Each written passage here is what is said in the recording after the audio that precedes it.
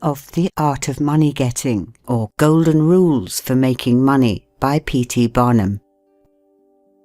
In the United States, where we have more land than people, it is not at all difficult for persons in good health to make money.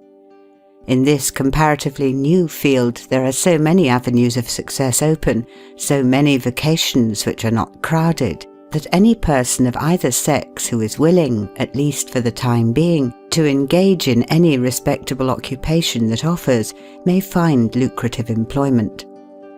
Those who really desire to attain an independence have only to set their minds upon it and adopt the proper means, as they do in regard to any other object which they wish to accomplish, and the thing is easily done.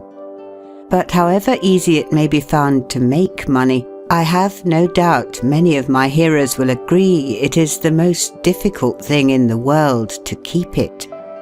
The road to wealth is, as Dr. Franklin truly says, as plain as the road to the mill. It consists simply in expending less than we earn. That seems to be a very simple problem.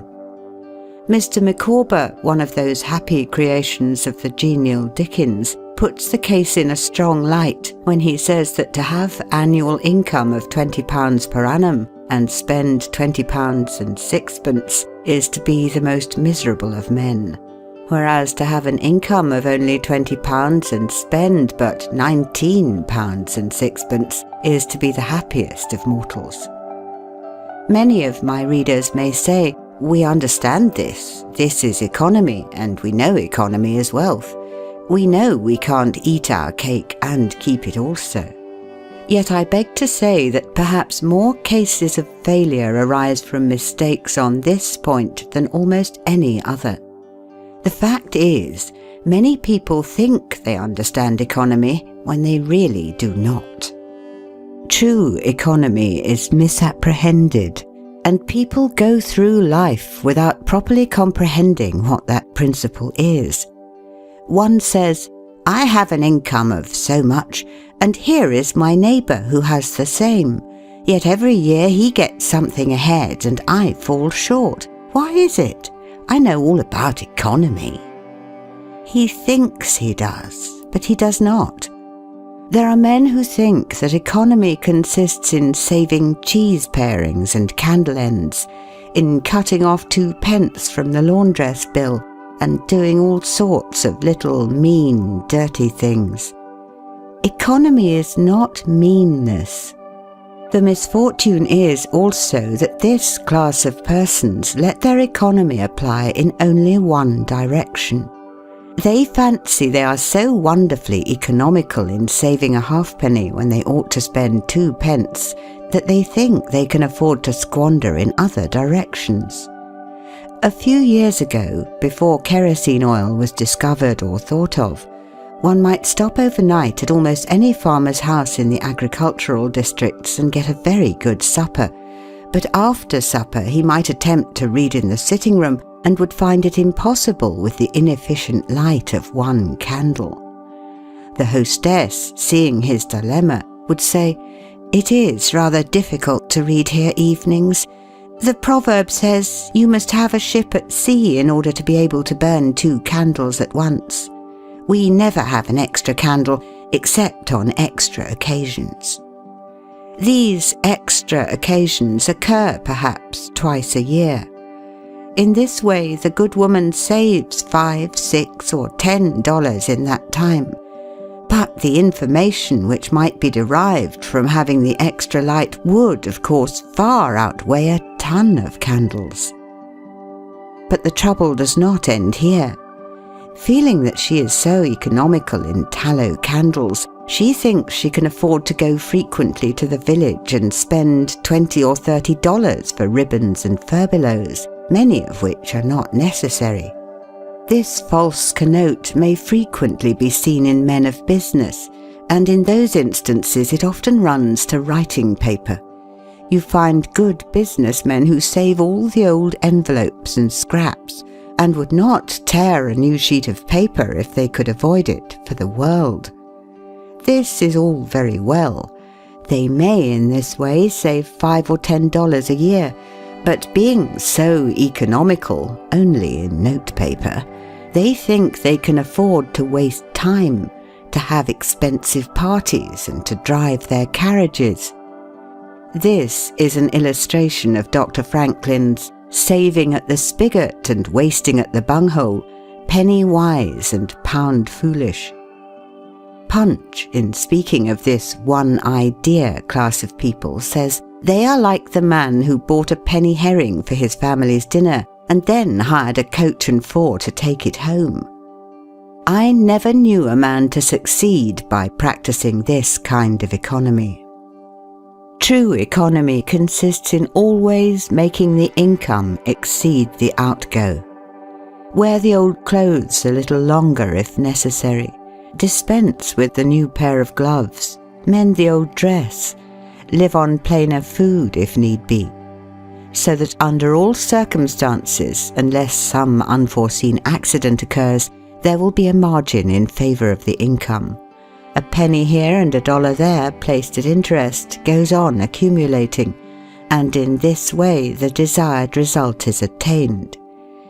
It requires some training, perhaps, to accomplish this economy, but when once used to it, you will find there is more satisfaction in rational saving than in irrational spending.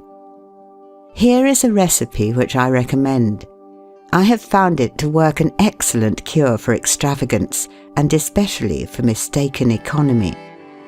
When you find that you have no surplus at the end of the year, and yet have a good income, I advise you to take a few sheets of paper and form them into a book, and mark down every item of expenditure. Post it every day or week in 2 columns, one headed Necessaries or even Comforts, and the other headed Luxuries, and you will find that the latter column will be double, treble, and frequently 10 times greater than the former. The real comforts of life cost but a small portion of what most of us can earn. Dr. Franklin says, quote, "It is the eyes of others and not our own eyes which ruin us. If all the world were blind except myself, I should not care for fine clothes or furniture." End quote. It is the fear of what Mrs. Grundy may say that keeps the noses of many worthy families to the grindstone. In America, many persons like to repeat, "We are all free and equal," but it is a great mistake in more senses than one. That we are born free and equal is a glorious truth in one sense. Yet we are not all born equally rich, and we never shall be. One may say, there is a man who has an income of $50,000 per annum, while I have but $1,000. I knew that fellow when he was poor like myself. Now he is rich and thinks he is better than I am. I will show him that I am as good as he is. I will go and buy a horse and buggy. No, I cannot do that. But I will go and hire one and ride this afternoon on the same road that he does, and thus prove to him that I am as good as he is. My friend, you need not take that trouble. You can easily prove that you are as good as he is. You have only to behave as well as he does. But you cannot make anybody believe that you are as rich as he is. Besides, if you put on these airs and waste your time and spend your money, your poor wife will be obliged to scrub her fingers off at home and buy her tea 2 ounces at a time and everything else in proportion, in order that you may keep up appearances and, after all, deceive nobody. On the other hand, Mrs. Smith may say that her next-door neighbour married Johnson for his money, and everybody says so. She has a nice $1,000 camel's hair shawl, and she will make Smith get her an imitation one, and she will sit in a pew right next to her neighbour in church in order to prove that she is her equal. My good woman, you will not get ahead in the world if your vanity and envy thus take the lead. In this country, where we believe the majority ought to rule, we ignore that principle in regard to fashion, and let a handful of people calling themselves the aristocracy run up a false standard of perfection, and in endeavouring to rise to that standard, we constantly keep ourselves poor, all the time digging away for the sake of outside appearances. How much wiser to be a law unto ourselves and say, we will regulate our outgo by our income and lay up something for a rainy day. People ought to be as sensible on the subject of money getting as on any other subject. Like causes produces like effects. You cannot accumulate a fortune by taking the road that leads to poverty. It needs no prophet to tell us that those who live fully up to their means, without any thought of a reverse in this life, can never attain a pecuniary independence. Men and women accustomed to gratify every whim and caprice will find it hard at first to cut down their various unnecessary expenses, and will feel it a great self-denial to live in a smaller house than they have been accustomed to, with less expensive furniture, less company, less costly clothing, fewer servants, a less number of balls, parties, theatre-goings, carriage ridings, pleasure excursions, cigar smokings, liquor drinkings, and other extravagances. But after all, if they will try the plan of laying by a nest egg, or in other words, a small sum of money at interest or judiciously invested in land, they will be surprised at the pleasure to be derived from constantly adding to their little pile, as well as from all the economical habits which are engendered by this course. The old suit of clothes and the old bonnet and dress will answer for another season. The croton or spring water taste better than champagne. A cold bath and a brisk walk will prove more exhilarating than a ride in the finest coach. A social chat, an evening's reading in the family circle, or an hour's play of hunt the slipper and blind man's buff will be far more pleasant than a $50 or $500 party, when the reflection on the difference in cost is indulged in by those who begin to know the pleasures of saving. Thousands of men are kept poor, and tens of thousands are made so after they have acquired quite sufficient to support them well through life, in consequence of laying their plans of living on too broad a platform. Some families expend $20,000 per annum, and some much more, and would scarcely know how to live on less, while others secure more solid enjoyment frequently on a 20th part of that amount. Prosperity is a more severe ordeal than adversity, especially sudden prosperity. Easy come, easy go is an old and true proverb. A spirit of pride and vanity, when permitted to have full sway, is the undying cankerworm which gnaws the very vitals of a man's worldly possessions, let them be small or great, hundreds or millions. Many persons, as they begin to prosper, immediately expand their ideas and commence expending for luxuries, until in a short time their expenses swallow up their income, and they become ruined in their ridiculous attempts to keep up appearances and make a sensation. I know a gentleman of fortune who says that when he first began to prosper, his wife would have a new and elegant sofa. That sofa, he says, cost me $30,000. When the sofa reached the house, it was found necessary to get chairs to match, then sideboards, carpets, and tables to correspond with them, and so on through the entire stock of furniture, when at last it was found that the house itself was quite too small and old-fashioned for the furniture, and a new one was built to correspond with the new purchases. Thus, added my friend, summing up an outlay of $30,000 caused by that single sofa, and saddling on me in the shape of servants, equipage, and the necessary expenses attendant upon keeping up a fine establishment, a yearly outlay of $11,000, and a tight pinch at that. Whereas 10 years ago we lived with much more real comfort, because with much less care honours many hundreds. The truth is, he continued, that sofa would have brought me to inevitable bankruptcy had not a most unexampled title to prosperity kept me above it, and had I not checked the natural desire to cut a dash. The foundation of success in life is good health. That is the substratum fortune. It is also the basis of happiness. A person cannot accumulate a fortune very well when he is sick. He has no ambition, no incentive, no force.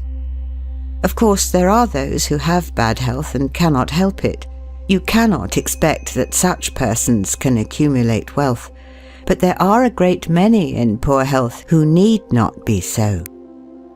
If, then, sound health is the foundation of success and happiness in life, how important it is that we should study the laws of health, which is but another expression for the laws of nature. The nearer we keep to the laws of nature, the nearer we are to good health.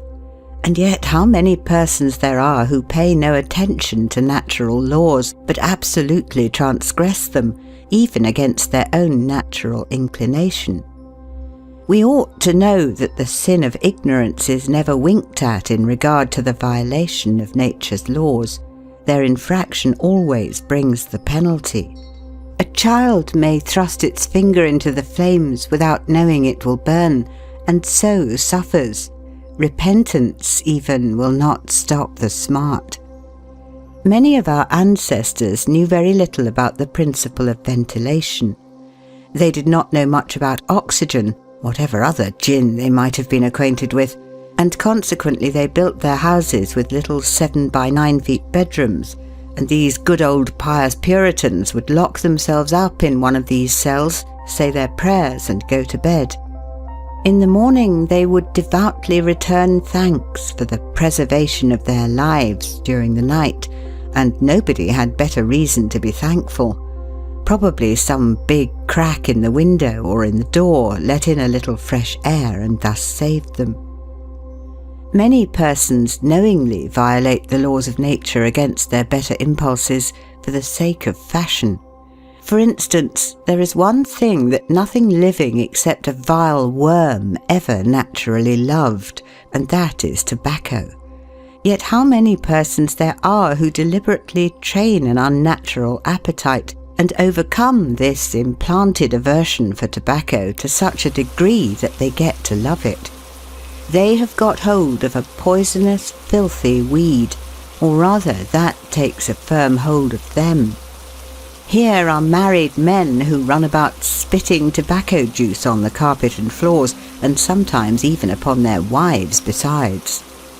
They do not kick their wives out of doors like drunken men, but their wives, I have no doubt, often wish they were outside of the house. Another perilous feature is that this artificial appetite, like jealousy, grows by what it feeds on. When you love that which is unnatural, a stronger appetite is created for the hurtful thing than the natural desire for what is harmless. There is an old proverb which says that habit is second nature, but an artificial habit is stronger than nature. Take, for instance, an old tobacco chewer. His love for the quid is stronger than his love for any particular kind of food.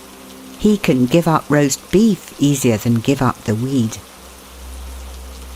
Young lads regret that they are not men.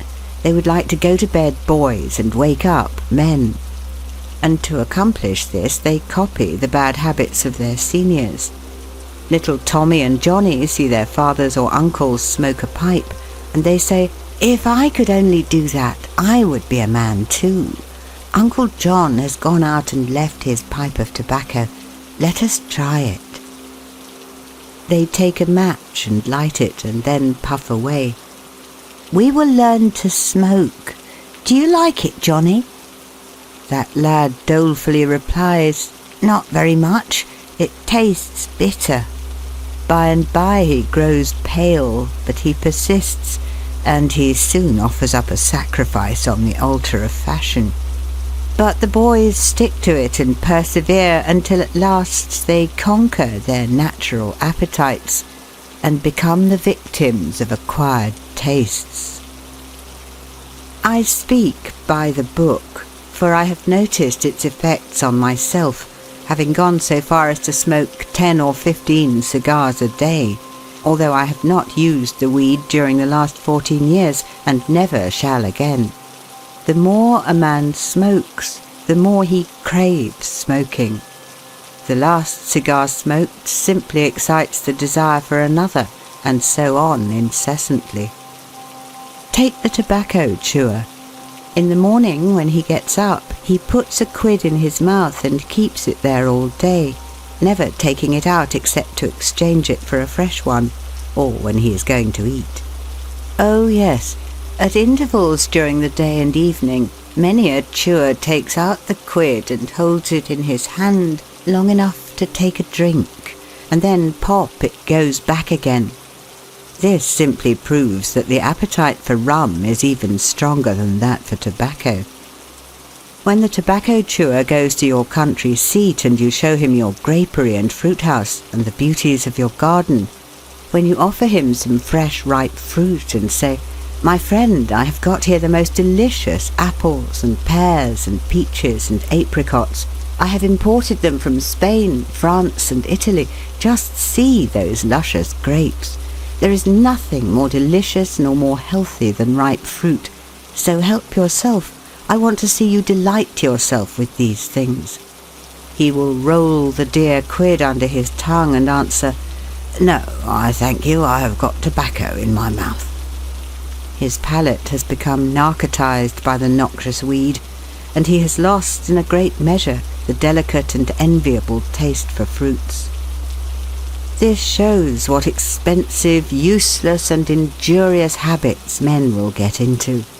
I speak from experience.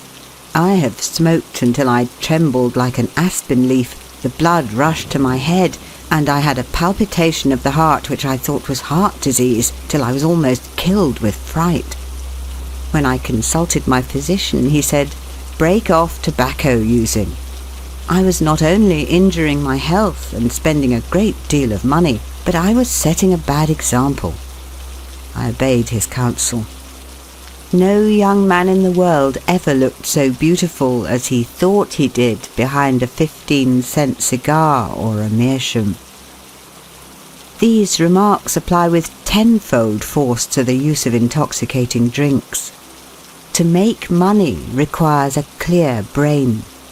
A man has got to see that 2 and 2 make 4. He must lay all his plans with reflection and forethought, and closely examine all the details and the ins and outs of business. As no man can succeed in business unless he has a brain to enable him to lay his plans, and reason to guide him in their execution, so no matter how bountifully a man may be blessed with intelligence, if the brain is muddled and his judgment warped by intoxicating drinks, it is impossible for him to carry on business successfully. How many good opportunities have passed, never to return, while a man was sipping a social glass with his friend? How many foolish bargains have been made under the influence of the nervine, which temporarily makes its victim think he is rich? How many important chances have been put off until tomorrow, and then forever, because the wine cup has thrown the system into a state of lassitude, neutralizing the energies so essential to success in business. Verily, wine is a mocker. The use of intoxicating drinks as a beverage is as much an infatuation as is the smoking of opium by the Chinese, and the former is quite as destructive to the success of the businessman as the latter. It is an unmitigated evil, utterly indefensible in the light of philosophy, religion, or good sense. Stake your vocation. The safest plan, and the one most sure of success for the young man starting in life, is to select the vocation which is most congenial to his tastes. Parents and guardians are often quite too negligent in regard to this. It is very common for a father to say, for example, I have 5 boys. I will make Billy a clergyman, John a lawyer, Tom a doctor, and Dick a farmer.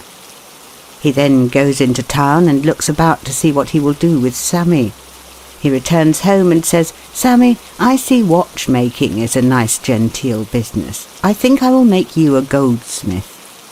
He does this regardless of Sam's natural inclinations or genius. We are all, no doubt, born for a wise purpose. There is as much diversity in our brains as in our countenances. Some are born natural mechanics, while some have great aversion to machinery. Let a dozen boys of 10 years get together, and you will soon observe 2 or 3 are whittling out some ingenious device, working with locks or complicated machinery. When they were but 5 years old, their father could find no toy to please them like a puzzle. They are natural mechanics. But the other 8 or 9 boys have different aptitudes. I belong to the latter class. I never had the slightest love for mechanism. On the contrary, I have a sort of abhorrence for complicated machinery. I never had ingenuity enough to whittle a cider tap so it would not leak. I never could make a pen that I could write with, or understand the principle of a steam engine. If a man was to take such a boy as I was and attempt to make a watchmaker of him, the boy might, after an apprenticeship of 5 or 7 years, be able to take apart and put together a watch. But all through life he would be working uphill and seizing every excuse for leaving his work and idling away his time. Watchmaking is repulsive to him. Unless a man enters upon the vocation intended for him by nature and best suited to his peculiar genius, he cannot succeed. I am glad to believe that the majority of persons do find their right vocation. Yet we see many who have mistaken their calling from the blacksmith up or down to the clergyman. You will see, for instance, that extraordinary linguist, the learned blacksmith, who ought to have been a teacher of languages. And you may have seen lawyers, doctors, and clergymen who were better fitted by nature for the anvil or the lapstone. Select the right location. After securing the right vocation, you must be careful to select the proper location. You may have been cut out for a hotel keeper, and they say it requires a genius to know how to keep a hotel. You might conduct a hotel like clockwork and provide satisfactorily for 500 guests every day. Yet if you should locate your house in a small village where there is no railroad communication or public travel, the location would be your ruin. It is equally important that you do not commence business where there are already enough to meet all demands in the same occupation. I remember a case which illustrates this subject. When I was in London in 1858, I was passing down Holborn with an English friend and came to the penny shows. They had immense cartoons outside, portraying the wonderful curiosities to be seen, all for a penny. Being a little in the show line myself, I said, "Let us go in here." We soon found ourselves in the presence of the illustrious showman, and he proved to be the sharpest man in that line I had ever met. He told us some extraordinary stories in reference to his bearded ladies, his albinos, and his armadillos, which we could hardly believe, but thought it better to believe it than look after the proof. He finally begged to call our attention to some wax statuary, and showed us a lot of the dirtiest and filthiest wax figures imaginable. They looked as if they had not seen water since the deluge. "What is there so wonderful about your statuary?" I asked. "I beg you not to speak so satirically," he replied. "Sir, these are not Madame Tussauds wax figures, all covered with gilt and tinsel and imitation diamonds, and copied from engravings and photographs. Mine, sir, were taken from life. Whenever you look upon one of those figures, you may consider that you are looking upon the living individual." Glancing casually at them, I saw one labelled Henry VIII, and feeling a little curious upon seeing that it looked like Calvin Edson, the living skeleton, I said, "Do you call that Henry VIII?" He replied, "Certainly, sir.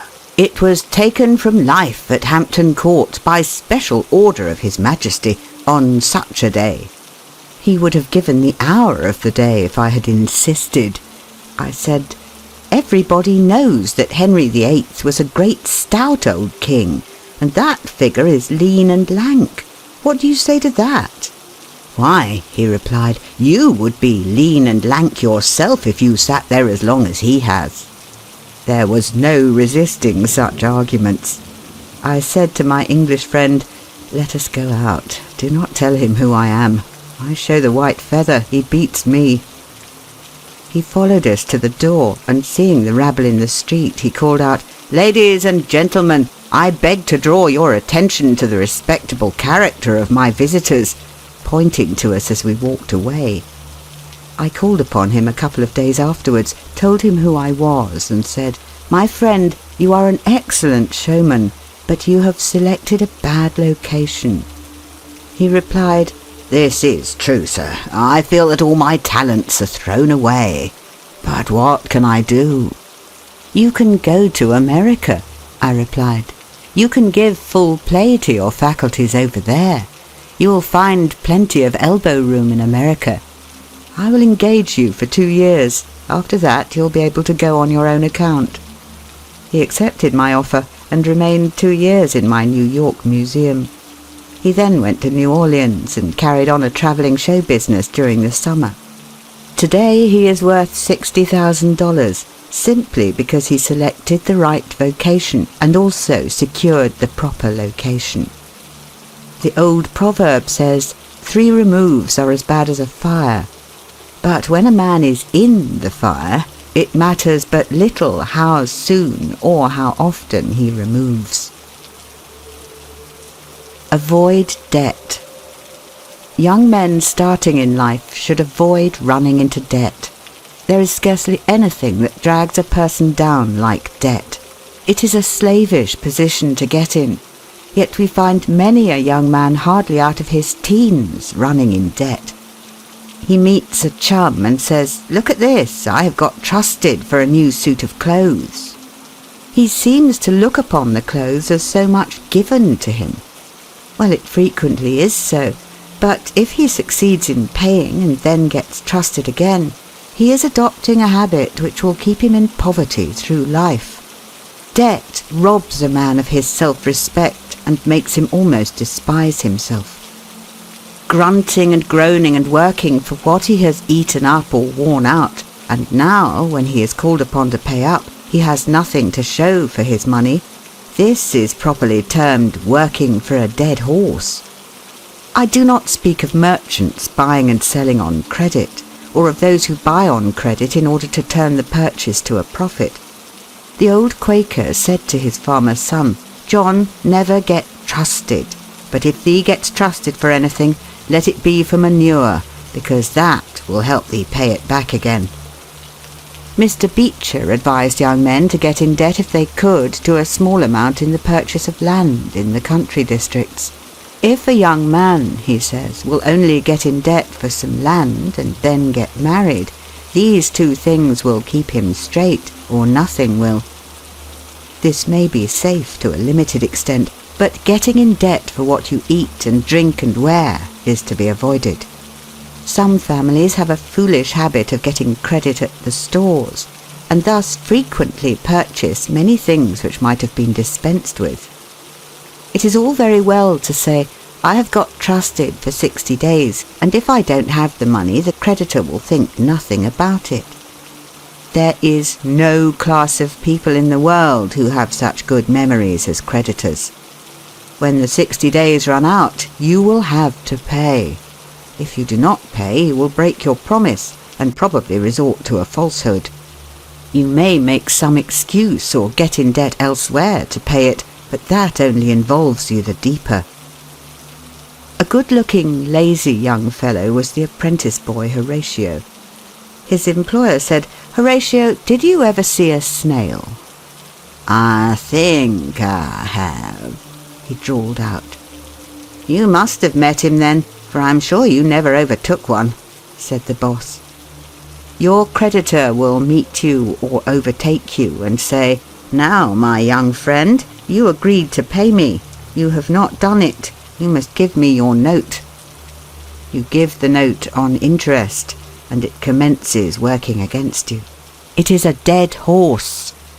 The creditor goes to bed at night and wakes up in the morning better off than when he retired to bed, because his interest has increased during the night. But you grow poorer while you are sleeping, for the interest is accumulating against you. Money is in some respects like fire. It is a very excellent servant, but a terrible master. When you have it mastering you, when interest is constantly piling up against you, it will keep you down in the worst kind of slavery. But let money work for you, and you have the most devoted servant in the world. It is no eye servant. There is nothing animate or inanimate that will work so faithfully as money when placed at interest, well secured. It works night and day, and in wet or dry weather.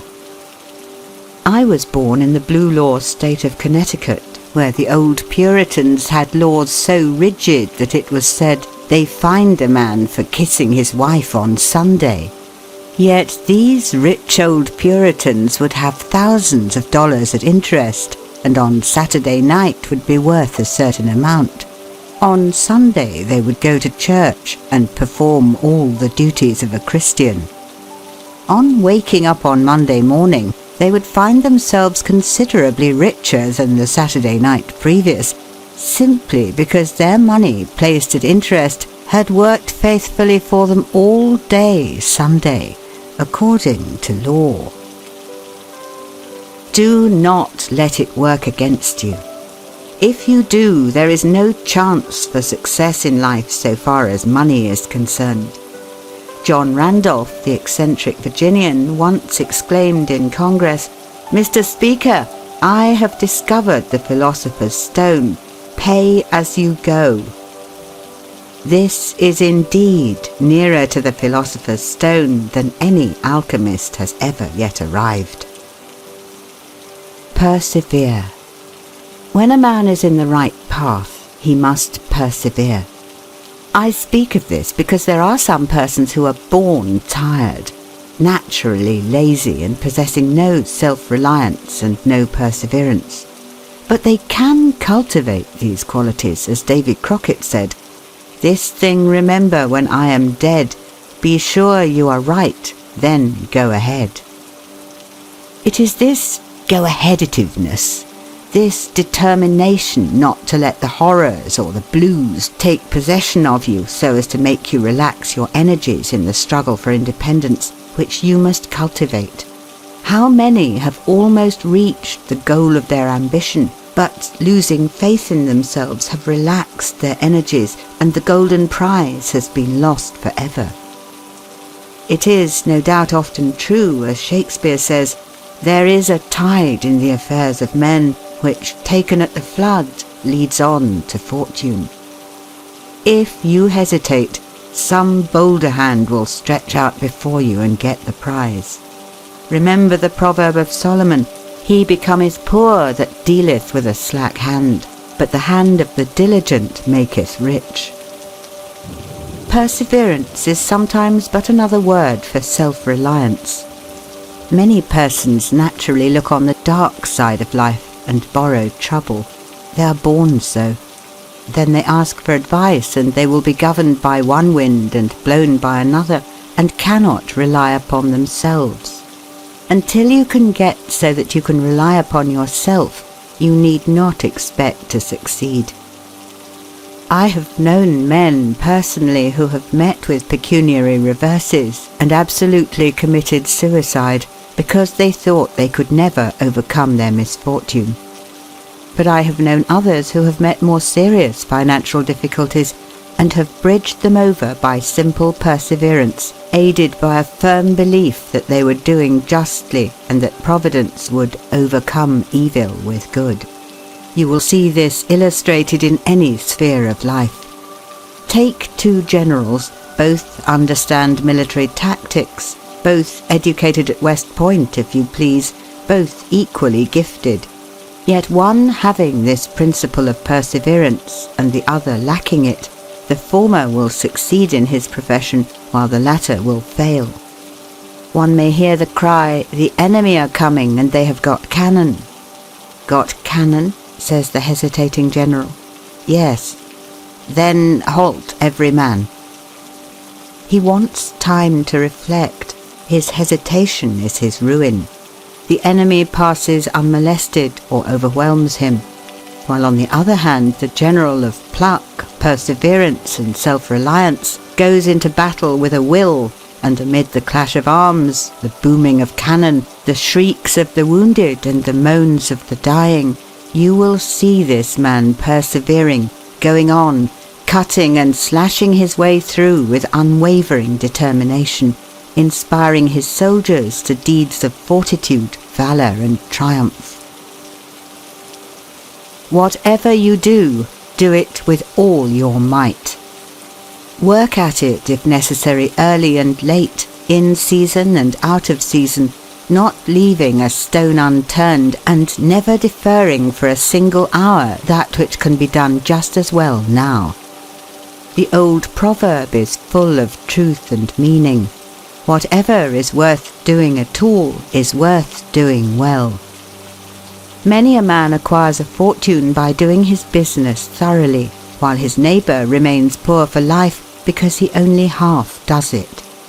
Ambition, energy, industry, perseverance are indispensable requisites for success in business.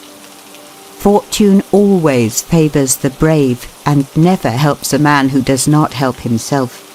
It won't do to spend your time like Mr. Micawber in waiting for something to turn up.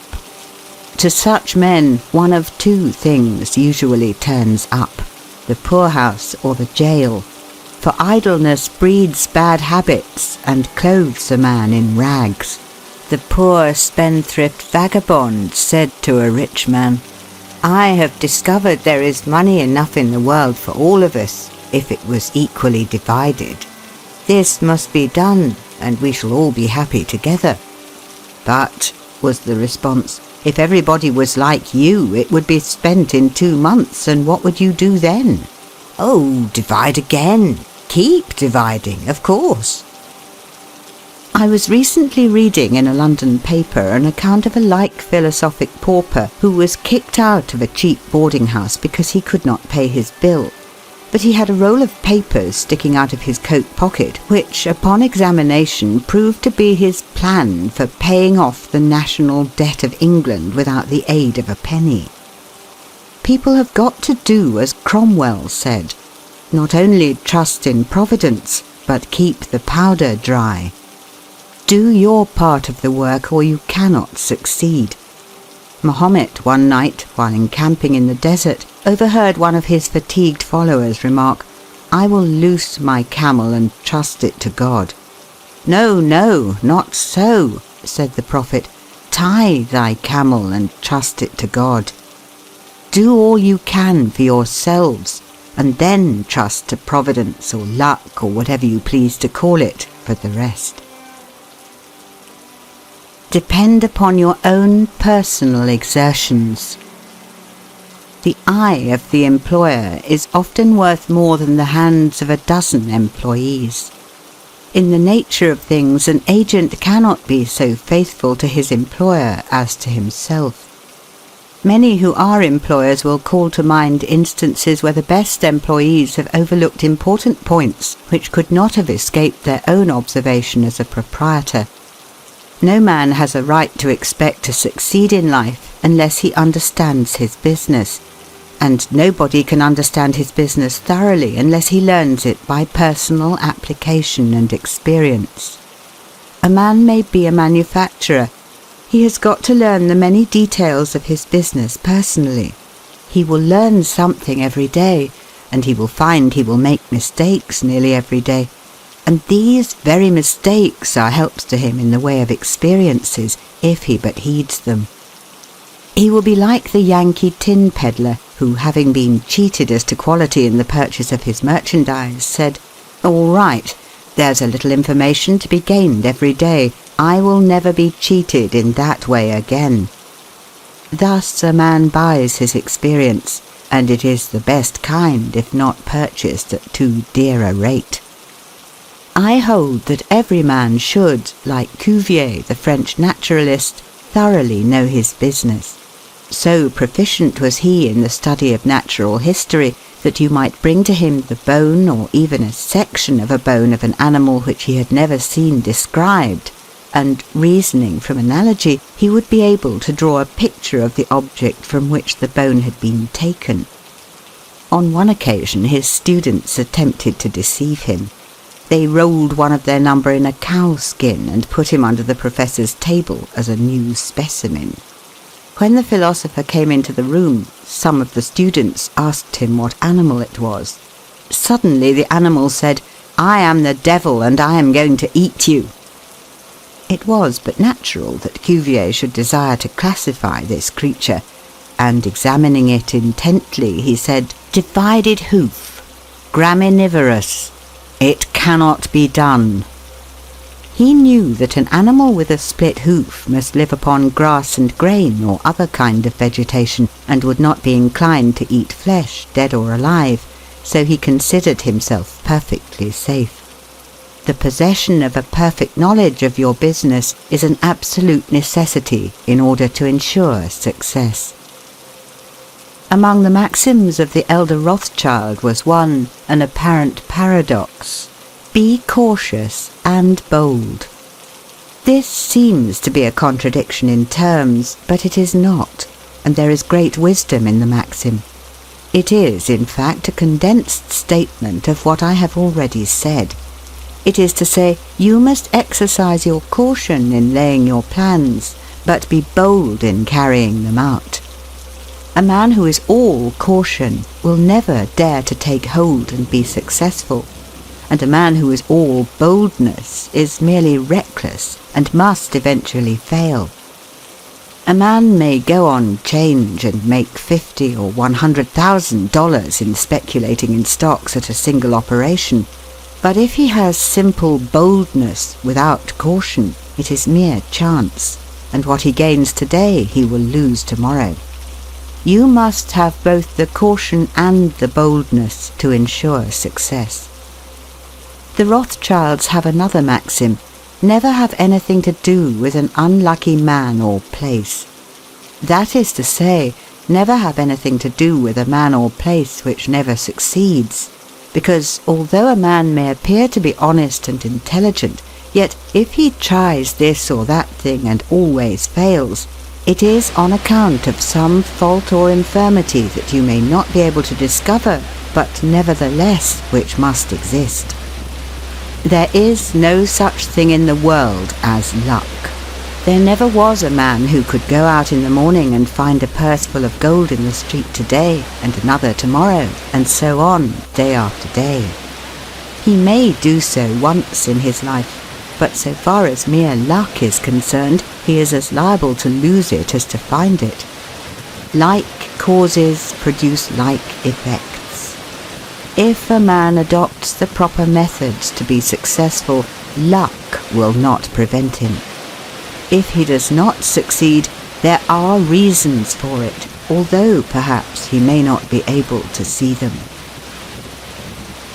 Use the best tools. Men in engaging employees should be careful to get the best.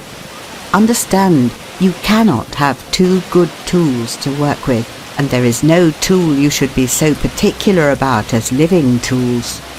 If you get a good one, it is better to keep him than keep changing.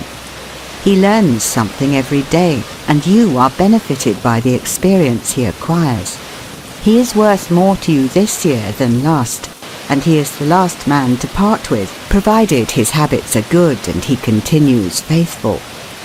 If, as he gets more valuable, he demands an exorbitant increase of salary, on the supposition that you can't do without him, let him go. Whenever I have such an employee, I always discharge him. First, to convince him that his place may be supplied, and second, because he is good for nothing if he thinks he is invaluable and cannot be spared. But I would keep him, if possible, in order to profit from the result of his experience. An important element in an employee is the brain. You can see bills up, hands wanted, but hands are not worth a great deal without heads. Mr. Beecher illustrates this in this wise. An employee offers his services by saying, "I have a pair of hands and one of my fingers thinks." "That is very good," says the employer. Another man comes along and says he has 2 fingers that think. "Ah, that is better." But a third calls in and says that all his fingers and thumbs think. That is better still. Finally, another steps in and says, "I have a brain that thinks. I think all over. I am a thinking as well as a working man." "You are the man I want," says the delighted employer. Those men who have brains and experience are therefore the most valuable and not to be readily parted with. It is better for them as well as yourself to keep them at reasonable advances in their salaries from time to time. Don't get above your business. Young men, after they get through their business training or apprenticeship, instead of pursuing their avocation and rising in their business, will often lie about doing nothing. They say, "I have learned my business, but I am not going to be a hireling. What is the object of learning my trade or profession unless I establish myself?" Have you capital to start with? No, but I am going to have it. How are you going to get it? I will tell you confidentially. I have a wealthy old aunt and she will die pretty soon. But if she does not, I expect to find some rich old man who will lend me a few thousands to give me a start. If I only get the money to start with, I will do well. There is no greater mistake than when a young man believes he will succeed with borrowed money. Why? Because every man's experience coincides with that of Mr. Astor, who said it was more difficult for him to accumulate his first $1,000 than all the succeeding millions that made up his colossal fortune. Money is good for nothing unless you know the value of it by experience. Give a boy $20,000 and put him in business, and the chances are that he will lose every dollar of it before he is a year older. Like buying a ticket in the lottery and drawing a prize, it is easy come, easy go. He does not know the value of it. Nothing is worth anything unless it costs effort. Without self-denial and economy, patience and perseverance, and commencing with capital which you have not earned, you are not sure to succeed in accumulating. Young men, instead of waiting for dead men's shoes, should be up and doing, for there is no class of persons who are so unaccommodating in regard to dying as these rich old people, and it is fortunate for the expectant heirs that it is so. 9 out of 10 of the rich men of our country today started out in life as poor boys, with determined wills, industry, perseverance, economy, and good habits. They went on gradually, made their own money, and saved it. And this is the best way to acquire a fortune. Stephen Girard started life as a poor cabin boy and died worth $9 million. A.T. Stewart was a poor Irish boy. Now he pays taxes on $1.5 million of income per year. John Jacob Astor was a poor farmer boy and died worth 20 millions. Cornelius Vanderbilt began life rowing a boat from Staten Island to New York. Now he presents our government with a steamship worth $1 million, and he is worth 50 millions. There is no royal road to learning, says the proverb, and I may say it is equally true, there is no royal road to wealth. But I think there is a royal road to both. The road to learning is a royal one. The road that enables the student to expand his intellect and add every day to his stock of knowledge until, in the pleasant process of intellectual growth, he is able to solve the most profound problems, to count the stars, to analyze every atom of the globe, and to measure the firmament. This is a regal highway, and it is the only road worth travelling. So, in regard to wealth, go on in confidence, study the rules, and above all things, study human nature. For the proper study of mankind is man. And you will find that while expanding the intellect and the muscles, your enlarged experience will enable you every day to accumulate more and more principle, which will increase itself by interest and otherwise until you arrive at a state of independence.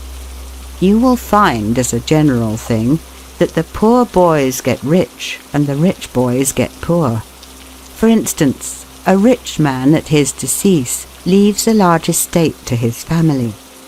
His eldest sons, who have helped him earn his fortune, know by experience the value of money, and they take their inheritance and add to it. The separate portions of the young children are placed at interest, and the little fellows are patted on the head and told a dozen times a day, "You are rich. You will never have to work. You can always have whatever you wish, for you were born with a golden spoon in your mouth." The young heir soon finds out what that means. He has the finest dresses and playthings. He is crammed with sugar candies and almost killed with kindness, and he passes from school to school, petted and flattered. He becomes arrogant and self-conceited, abuses his teachers and carries everything with a high hand. He knows nothing of the real value of money, having never earned any, but he knows all about the golden spoon business. At college, he invites his poor fellow students to his room, where he wines and dines them. He is cajoled and caressed, and called a glorious good fellow because he is so lavish of his money. He gives his game suppers, drives his fast horses, invites his chums to fêtes and parties, determined to have lots of good times. He spends the night in frolics and debauchery, and leads off his companions with the familiar song, "We won't go home till morning." He gets them to join him in pulling down signs, taking gates from their hinges and throwing them into backyards and horse ponds. If the police arrest them, he knocks them down, is taken to the lock-up and joyfully foots the bills. "Ha, my boys," he cries, "what is the use of being rich if you can't enjoy yourself?" He might more truly say, if you can't make a fool of yourself. But he is fast, hates slow things, and don't see it. Young men loaded down with other people's money are almost sure to lose all they inherit, and they acquire all sorts of bad habits which in the majority of cases ruin them in health, purse and character. In this country, one generation follows another, and the poor of today are rich in the next generation, or the third. Their experience leads them on, and they become rich, and they leave vast riches to their young children. These children, having been reared in luxury, are inexperienced and get poor. And after long experience, another generation comes on and gathers up riches again in turn. And thus history repeats itself, and happy is he who by listening to the experience of others avoids the rocks and shoals on which so many have been wrecked. In England, the business makes the man. If a man in that country is a mechanic or working man, he is not recognized as a gentleman. On the occasion of my first appearance before Queen Victoria, the Duke of Wellington asked me what sphere in life General Tom Thumb's parents were in. "His father is a carpenter," I replied. "Oh, I had heard he was a gentleman," was the response of His Grace. In this republican country, the man makes the business.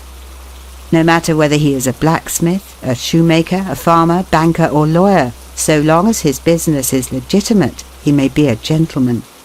So any legitimate business is a double blessing. It helps the man engaged in it and also helps others. The farmer supports his own family, but he also benefits the merchant or mechanic who needs the products of his farm. The tailor not only makes a living by his trade, but he also benefits the farmer, the clergyman, and others who cannot make their own clothing.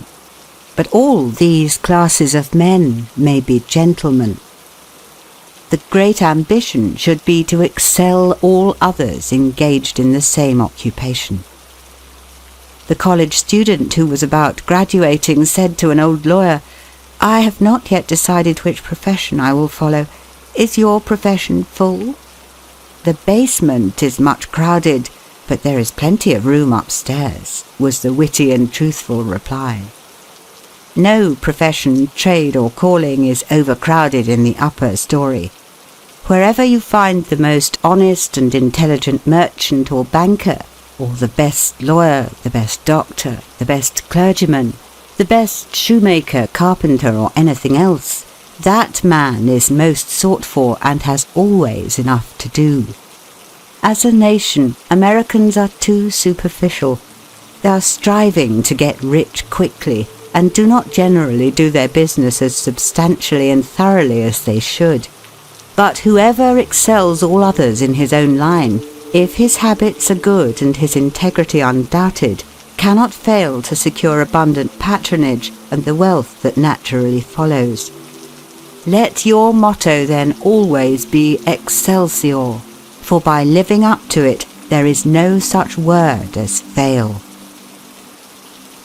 Learn something useful.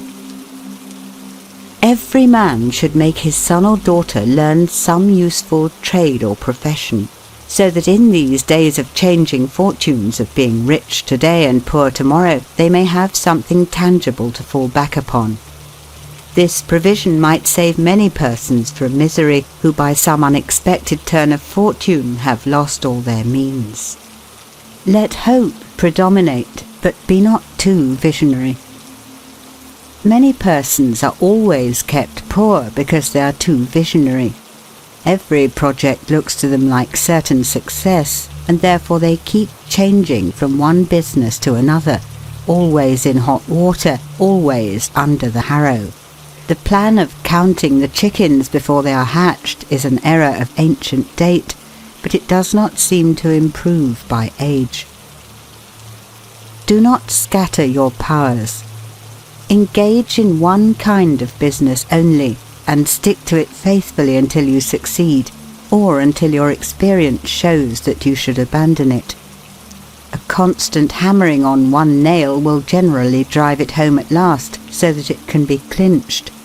When a man's undivided attention is centered on one object, his mind will constantly be suggesting improvements of value, which would escape him if his brain was occupied by a dozen different subjects at once. Many a fortune has slipped through a man's fingers because he was engaged in too many occupations at a time. There is good sense in the old caution against having too many irons in the fire at once. Be systematic.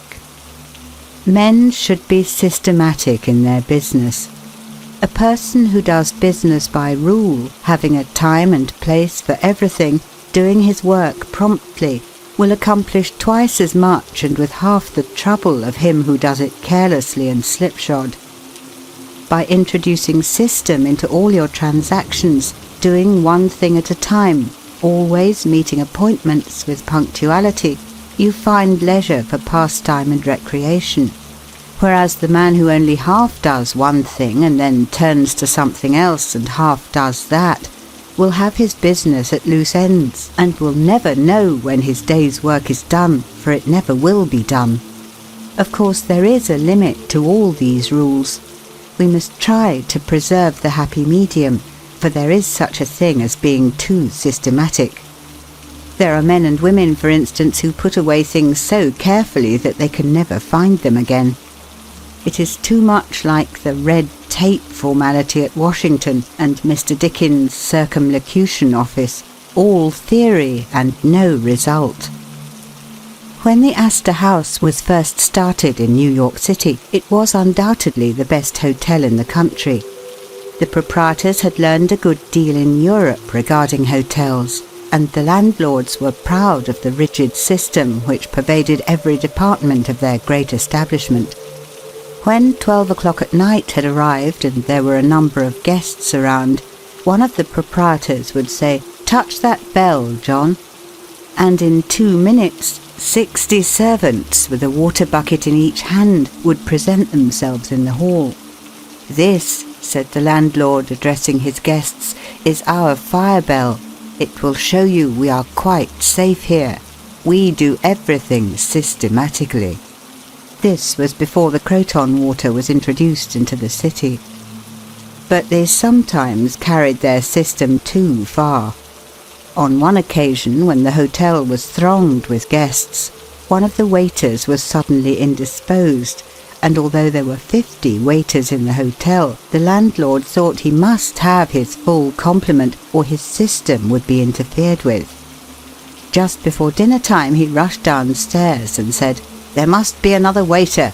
I am one waiter short. What can I do?" He happened to see Boots, the Irishman. "Pat," said he, "wash your hands and face.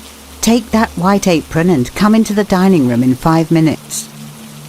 Presently Pat appeared as required, and the proprietor said, "Now, Pat, you must stand behind these 2 chairs and wait on the gentleman who will occupy them. Did you ever act as a waiter?" "I know all about it, sure, but I never did it." Like the Irish pilot, on one occasion when the captain, thinking he was considerably out of his course, asked, "Are you certain you understand what you are doing?" Pat replied, "Sure, and I knows every rock in the channel." That moment, bang thumped the vessel against a rock. "Ah, bejabers, and that is one of 'em," continued the pilot. But to return to the dining room. "Pat," said the landlord, "here we do everything systematically. You must first give the gentlemen each a plate of soup, and when they finish that, ask them what they will have next." Pat replied, "Ah, and I understand perfectly the virtues of system." Very soon in came the guests. The plates of soup were placed before them. One of Pat's 2 gentlemen ate his soup. The other did not care for it. He said, "Waiter, take this plate away and bring me some fish."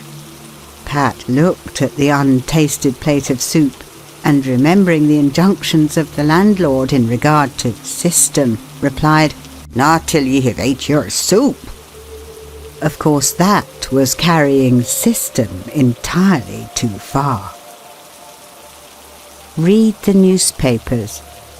Always take a trustworthy newspaper, and thus keep thoroughly posted in regard to the transactions of the world. He who is without a newspaper is cut off from his species. In these days of telegraphs and steam, many important inventions and improvements in every branch of trade are being made, and he who don't consult the newspapers will soon find himself and his business left out in the cold. Beware of outside operations. We sometimes see men who have obtained fortunes suddenly become poor. In many cases this arises from intemperance, and often from gaming and other bad habits. Frequently it occurs because a man has been engaged in outside operations of some sort. When he gets rich in his legitimate business, he is told of a grand speculation where he can make a score of thousands. He is constantly flattered by his friends, who tell him that he is born lucky, that everything he touches turns into gold. Now, if he forgets that his economical habits, his rectitude of conduct, and a personal attention to a business which he understood caused his success in life, he will listen to the siren voices. He says, "I will put in $20,000. I have been lucky, and my good luck will soon bring me back $60,000. A few days elapse, and it is discovered he must put in $10,000 more. Soon after he is told it is all right, but certain matters not foreseen require an advance of $20,000 more, which will bring him a rich harvest. But before the time comes around to realize, The bubble bursts. He loses all he is possessed of, and then he learns what he ought to have known at the first, that however successful a man may be in his own business, if he turns from that and engages in a business which he don't understand, he is like Samson when shorn of his locks. His strength has departed, and he becomes like other men. If a man has plenty of money, he ought to invest something in everything that appears to promise success and that will probably benefit mankind. But let the sums thus invested be moderate in amount, and never let a man foolishly jeopardize a fortune that he has earned in a legitimate way by investing it in things in which he has had no experience. Don't endorse without security. I hold that no man ought ever to endorse a note or become security for any man, be it his father or brother, to a greater extent than he can afford to lose and care nothing about, without taking good security. Here is a man that is worth $20,000. He is doing a thriving manufacturing or mercantile trade. You are retired and living on your money. He comes to you and says, "You are aware that I am worth $20,000 and don't owe a dollar. If I had $5,000 in cash, I could purchase a particular lot of goods and double my money in a couple of months. Will you endorse my note for that amount?" You reflect that he is worth $20,000, and you incur no risk by endorsing his note. You like to accommodate him, and you lend your name without taking the precaution of getting security. Shortly after, he shows you the note with your endorsement cancelled, and tells you, probably truly, that he made the profit that he expected by the operation. You reflect that you have done a good action, and the thought makes you feel happy. By and by the same thing occurs again, and you do it again. You have already fixed the impression in your mind that it is perfectly safe to endorse his notes without security. But the trouble is, this man is getting money too easily. He has only to take your note to the bank, get it discounted, and take the cash. He gets money for the time being without effort, without inconvenience to himself. Now mark the result. He sees a chance for speculation outside of his business. A temporary investment of only $10,000 is required. It is sure to come back before a note at the bank would be due. He places a note for that amount before you. You sign it almost mechanically. Being firmly convinced that your friend is responsible and trustworthy, you endorse his notes as a matter of course. Unfortunately, the speculation does not come to a head quite so soon as was expected, and another $10,000 note must be discounted to take up the last one when due. Before this note matures, the speculation has proved an utter failure, and all the money is lost. Does the loser tell his friend, the endorser, that he has lost half of his fortune? Not at all. He don't even mention that he has speculated at all, but he has got excited. The spirit of speculation has seized him. He sees others making large sums in this way. We seldom hear of the losers. And like other speculators, he looks for his money where he loses it. He tries again. Endorsing notes has become chronic with you, and at every loss he gets your signature for whatever amount he wants. Finally, you discover your friend has lost all of his property and all of yours. You are overwhelmed with astonishment and grief, and you say, "It is a hard thing. My friend here has ruined me." But you should add, "I have also ruined him." If you had said in the first place, "I will accommodate you, but I never endorse without taking ample security," he could not have gone beyond the length of his tether, and he would never have been tempted away from his legitimate business. It is a very dangerous thing, therefore, at any time, to let people get possession of money too easily.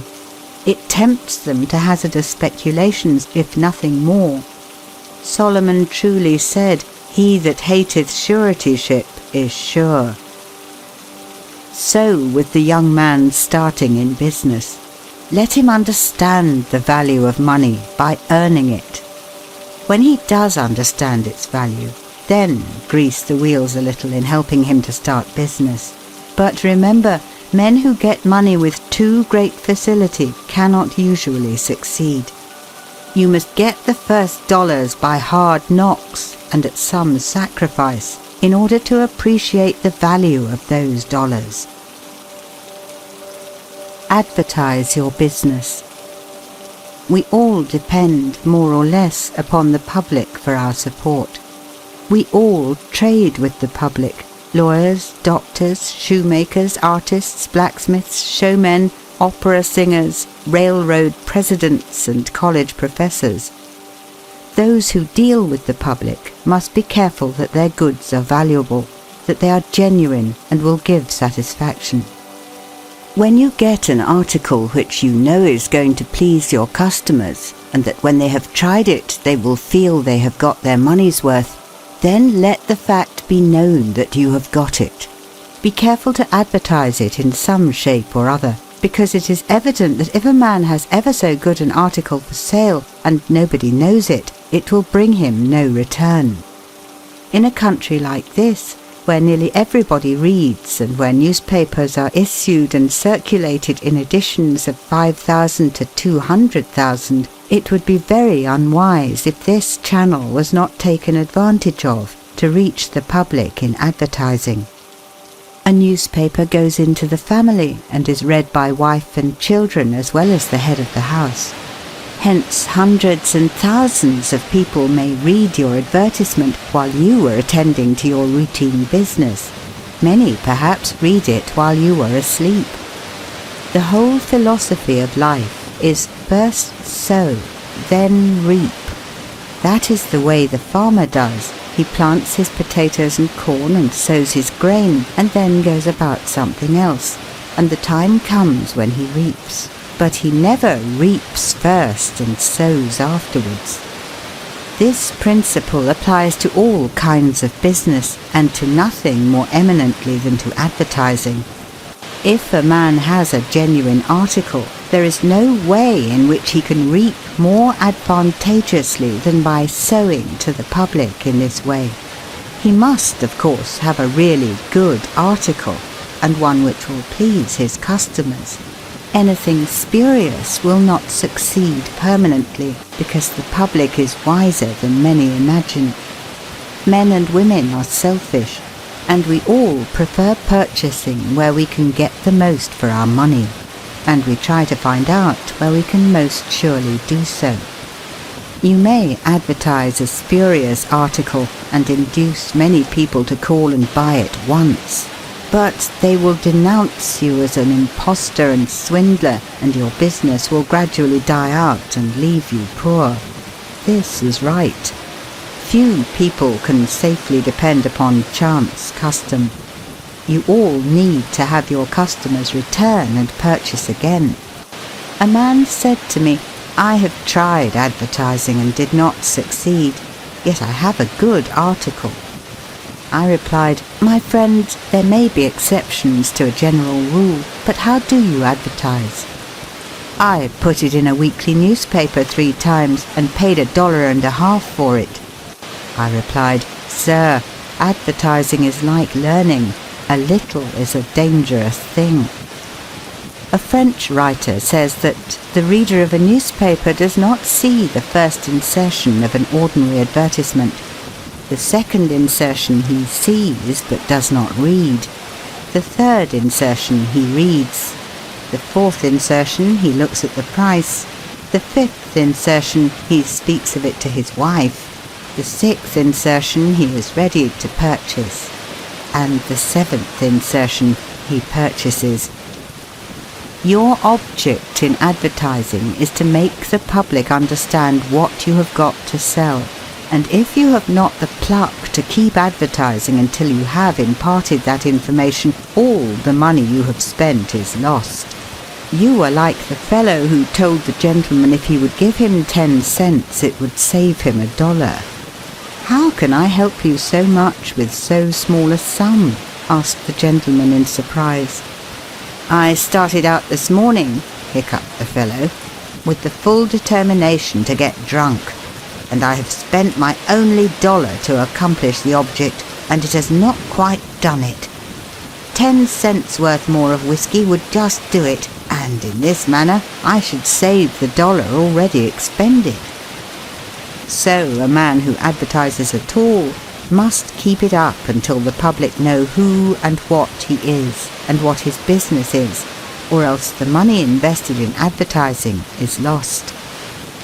Some men have a peculiar genius for writing a striking advertisement, one that will arrest the attention of the reader at first sight. This tact, of course, gives the advertiser a great advantage. Sometimes a man makes himself popular by an unique sign or a curious display in his window. Recently I observed a swing sign extending over the sidewalk in front of a store, on which was the inscription in plain letters, "Don't read the other side." Of course I did, and so did everybody else. And I learned that the man had made an independence by first attracting the public to his business in that way, and then using his customers well afterwards. Genin the Hatter bought the first Jenny Lind ticket at auction for $225 because he knew it would be a good advertisement for him. "Who is the bidder?" said the auctioneer as he knocked down that ticket at Castle Garden. "Genin the Hatter," was the response. Here were thousands of people from the Fifth Avenue and from distant cities in the highest stations in life. "Who is Genin the Hatter?" they exclaimed. They had never heard of him before. The next morning, the newspapers and telegraph had circulated the facts from Maine to Texas, and from 5 to 10 millions of people had read that the tickets sold at auction for Jenny Lind's first concert amounted to about $20,000, and that a single ticket was sold at $225 to Genin the Hatter. Men throughout the country involuntarily took off their hats to see if they had a Genin hat on their heads. At a town in Iowa, it was found that in the crowd around the post office there was one man who had a Genin hat, and he showed it in triumph, although it was worn out and not worth 2 cents. "Why," one man exclaimed, "you have a real Genin hat. What a lucky fellow you are." Another man said, "Hang on to that hat. It will be a valuable heirloom in your family." Still another man in the crowd, who seemed to envy the possessor of this good fortune, said, "Come, give us all a chance. Put it up at auction." He did so, and it was sold as a keepsake for $9.50. What was the consequence to Mr. Genin? He sold 10,000 extra hats per annum the first 6 years. 9/10 of the purchasers bought of him probably out of curiosity, and many of them, finding that he gave them an equivalent for their money, became his regular customers. This novel advertisement first struck their attention, and then, as he made a good article, they came again. Now, I don't say that everybody should advertise as Mr. Genin did, but I say if a man has got goods for sale and he don't advertise them in some way, the chances are that some day the sheriff will do it for him. Nor do I say that everybody must advertise in a newspaper, or indeed use printer's ink at all. On the contrary, although that article is indispensable in the majority of cases, yet doctors and clergymen and sometimes lawyers and some others can more effectually reach the public in some other manner. But it is obvious they must be known in some way, else how could they be supported? Be polite and kind to your customers. Politeness and civility are the best capital ever invested in business. Large stores, gilt signs, flaming advertisements will all prove unavailing if you or your employees treat your patrons abruptly. The truth is, the more kind and liberal a man is, the more generous will be the patronage bestowed upon him. Like begets like. The man who gives the greatest amount of goods of a corresponding quality for the least sum, still reserving to himself a profit, will generally succeed best in the long run. This brings us to the golden rule. As ye would that men should do to you, do ye also to them. And they will do better by you than if you always treated them as if you wanted to get the most you could out of them for the least return. Men who drive sharp bargains with their customers, acting as if they never expected to see them again, will not be mistaken. They never will see them again as customers. People don't like to pay and get kicked also. One of the ushers in my museum once told me he intended to whip a man who was in the lecture room as soon as he came out. "What for?" I inquired. "Because he said I was no gentleman," replied the usher. "Never mind," I replied. "He pays for that, and you will not convince him you are a gentleman by whipping him. I cannot afford to lose a customer. If you whip him, he will never visit the museum again, and he will induce friends to go with him to other places of amusement instead of this, and thus, you see, I should be a serious loser." "But he insulted me," muttered the usher. "Exactly," I replied. "And if he owned the museum, and you had paid him for the privilege of visiting it, and he had then insulted you, there might be some reason in your resenting it. But in this instance, he is the man who pays, while we receive, and you must therefore put up with his bad manners." My usher laughingly remarked that this was undoubtedly the true policy, but he added that he should not object to an increase of salary if he was expected to be abused in order to promote my interests. Be charitable. Of course, men should be charitable, because it is a duty and a pleasure. But even as a matter of policy, if you possess no higher incentive, you will find that the liberal man will command patronage, while the sordid, uncharitable miser will be avoided. Solomon says, "There is that scattereth and yet increaseth, and there is that withholdeth more than meat, but it tendeth to poverty."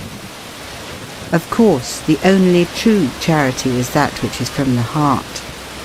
The best kind of charity is to help those who are willing to help themselves. Promiscuous almsgiving, without inquiring into the worthiness of the applicant, is bad in every sense. But to search out and quietly assist those who are struggling for themselves is the kind that scattereth and yet increaseth. But don't fall into the idea that some persons practice of giving a prayer instead of a potato and a benediction instead of bread to the hungry.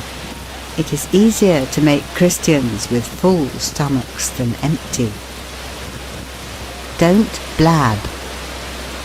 Some men have a foolish habit of telling their business secrets. If they make money, they like to tell their neighbours how it was done. Nothing is gained by this, and ofttimes much is lost. Say nothing about your profits, your hopes, your expectations, your intentions. And this should apply to letters as well as to conversation. Goethe makes Mephistopheles say, "Never write a letter nor destroy one." Businessmen must write letters, but they should be careful what they put in them. If you are losing money, be specially cautious and not tell of it, or you will lose your reputation. Preserve your integrity. It is more precious than diamonds or rubies. The old miser said to his sons, "Get money. Get it honestly if you can, but get money." This advice was not only atrociously wicked, but it was the very essence of stupidity. It was as much as to say, if you find it difficult to obtain money honestly, you can easily get it dishonestly. Get it in that way. Poor fool! Not to know that the most difficult thing in life is to make money dishonestly. Not to know that our prisons are full of men who attempted to follow this advice. not to understand that no man can be dishonest without soon being found out, and that when his lack of principle is discovered, nearly every avenue to success is closed against him forever. The public very properly shun all whose integrity is doubted. No matter how polite and pleasant and accommodating a man may be, none of us dare to deal with him if we suspect false weights and measures. Strict honesty not only lies at the foundation of all success in life financially, but in every other respect. Uncompromising integrity of character is invaluable. It secures to its possessor a peace and joy which cannot be attained without it, which no amount of money or houses and lands can purchase. A man who is known to be strictly honest may be ever so poor, but he has the purses of all the community at his disposal, for all know that if he promises to return what he borrows, he will never disappoint them. As a mere matter of selfishness, therefore, if a man had no higher motive for being honest, all will find that the maxim of Dr. Franklin can never fail to be true, that honesty is the best policy. To get rich is not always equivalent to being successful. There are many rich poor men, while there are many others, honest and devout men and women, who have never possessed so much money as some rich persons squander in a week, but who are nevertheless really richer and happier than any man can ever be, while he is a transgressor of the higher laws of his being. The inordinate love of money, no doubt, may be and is the root of all evil, but money itself, when properly used, is not only a handy thing to have in the house, but affords the gratification of blessing our race by enabling its possessor to enlarge the scope of human happiness and human influence. The desire for wealth is nearly universal, and none can say it is not laudable, provided the possessor of it accepts its responsibilities and uses it as a friend to humanity. The history of money-getting, which is commerce, is a history of civilization, and wherever trade has flourished most, there too have art and science produced the noblest fruits. In fact, as a general thing, money-getters are the benefactors of our race. To them, in a great measure, are we indebted for our institutions of learning and of art, our academies, colleges and churches. It is no argument against the desire for or the possession of wealth to say that there are sometimes misers who hoard money only for the sake of hoarding, and who have no higher aspiration than to grasp everything which comes within their reach. As we have sometimes hypocrites in religion and demagogues in politics, so there are occasionally misers among money-getters. These, however, are only exceptions to the general rule. But when, in this country, we find such a nuisance and stumbling block as a miser, we remember with gratitude that in America we have no laws of primogeniture, and that in the due course of nature the time will come when the hoarded dust will be scattered for the benefit of mankind. To all men and women, therefore, do I conscientiously say, make money honestly and not otherwise, for Shakespeare has truly said, "He that wants money, means, and content is without 3